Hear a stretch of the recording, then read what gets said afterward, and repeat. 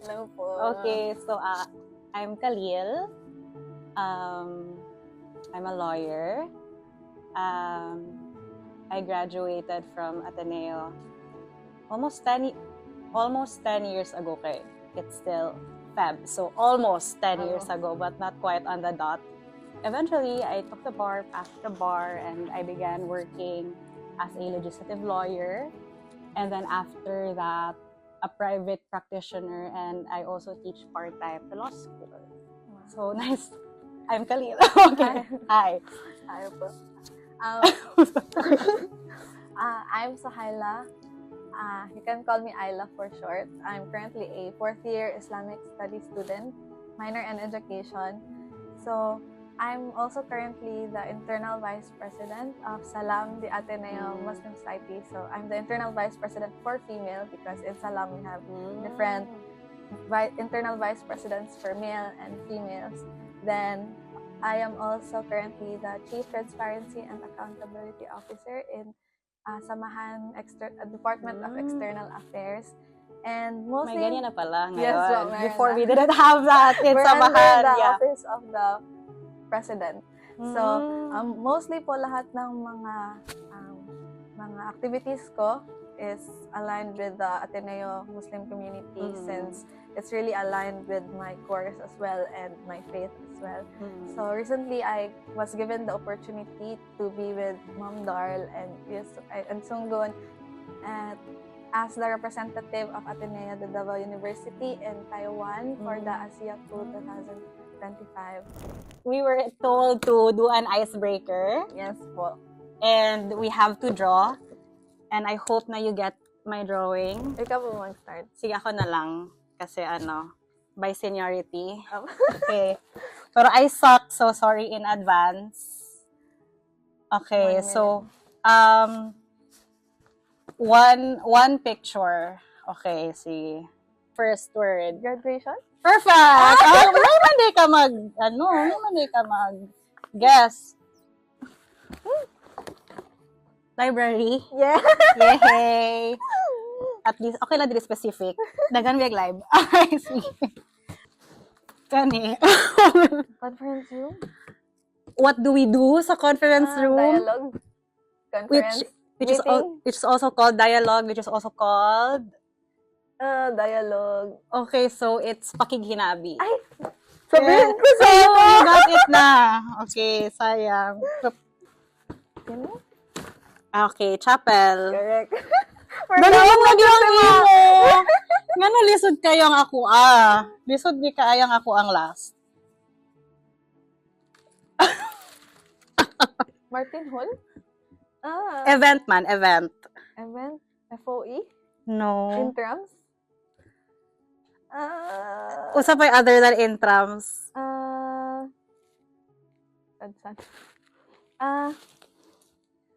Intrams, Ateneo. Okay, so fiesta. Ateneo fiesta. So, morning parade. Morning parade and morning banner, di ba? Okay. Rahas bench. Okay. Oh, ang galing mo. I'll be the first to share po Sige, go. since I lost the game. Okay. Halo jud ko, ma'am. 1 point lang. So, for my image is, I think you're kind of familiar with this. So, it's an iced coffee. Meron siyang liver. And a matcha. Since, of course, right now, ito kasing, kinimagong iced coffee, ma'am. Yes. Is, parang it became my comfort or coping mechanism when it came to like having a lot of tasks. So same, especially during thesis po, ma'am. So like magiging ma-stressed out na ako masyado. So I'll go to cafes to have my iced coffee, my favorite cafe just downstairs.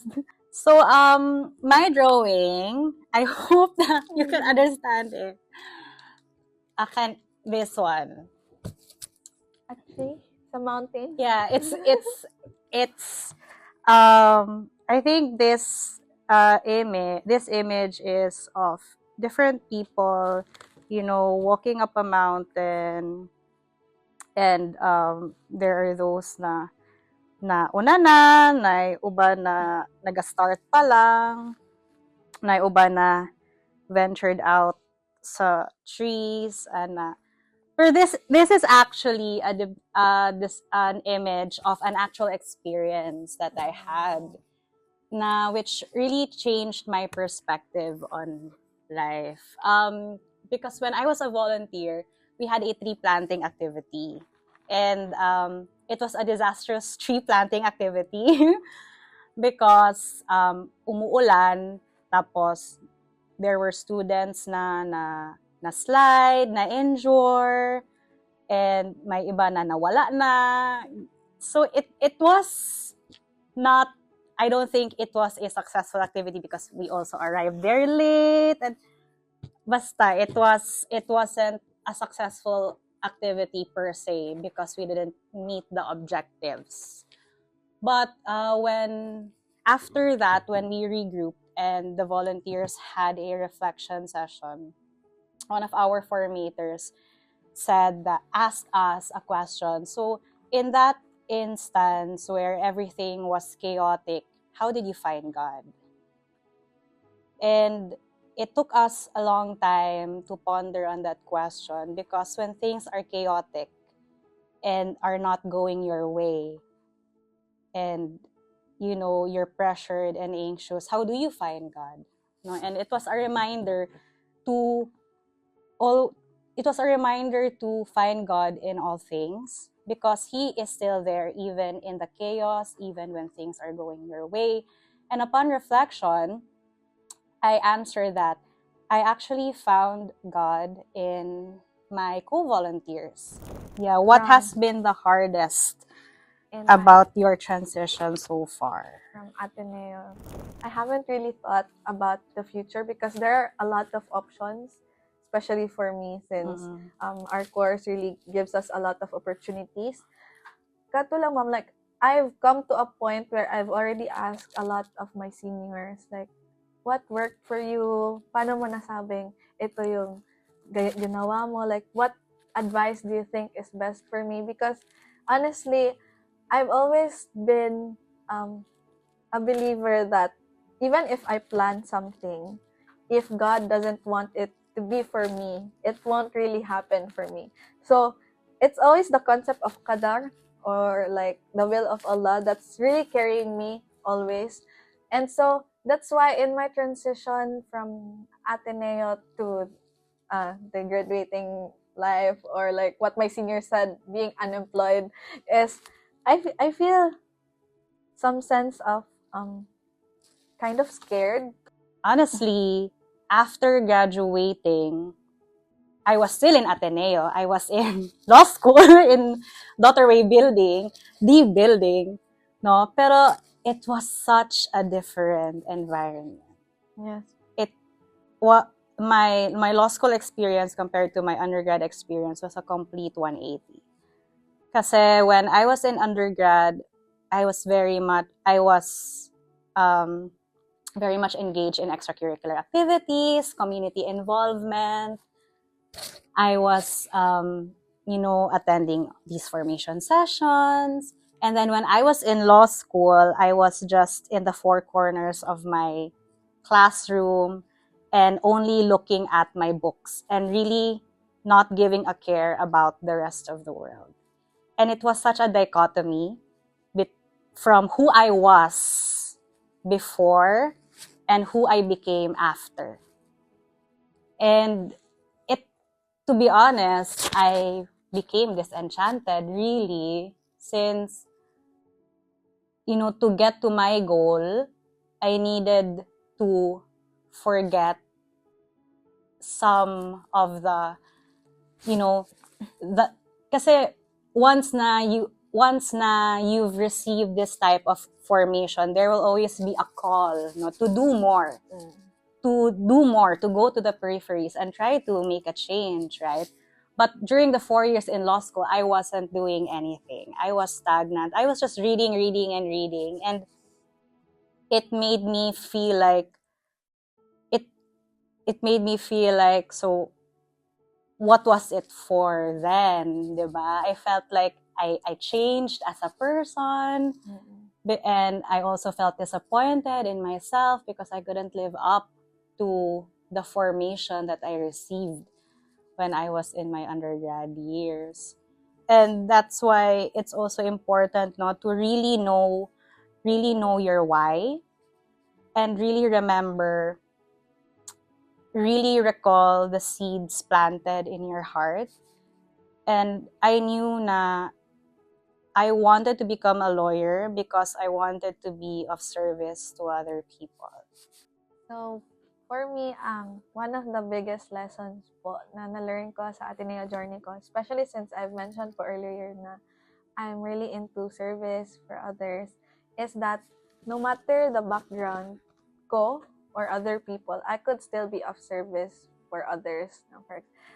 Like what I said po earlier na I'm from a humble background, pero yung I'm leading them in, like, for example, in our events, like, it doesn't matter where I came from, like my tribe, or like kahit sila is there from like this and that family, like I could be of service for them. Like, they follow you as a person because of your qualities and the values that you have, and not because of like your background. And that's like one of like surprising things then po na nasabi ko earlier, is that people really see you for who you are.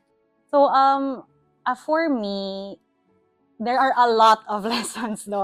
It's difficult to pinpoint it to only one lesson because there are so many lessons. And you know, who I am today, I can say that a big part of me is because of the formation that I received in Ateneo, not just in my undergrad, but in my law school as well. So, you know, it's really, the university is a really big part of, you know, who I am. But if to encapsulate it all in just one lesson, I guess the thing that comes into mind is gratitude. That's the one lesson that I've learned, the being grateful. Because sometimes we get so lost in expectations, in our ambitions, material things, that we forget to be present in the moment and reflect on what we have right now. And for me, that's grace.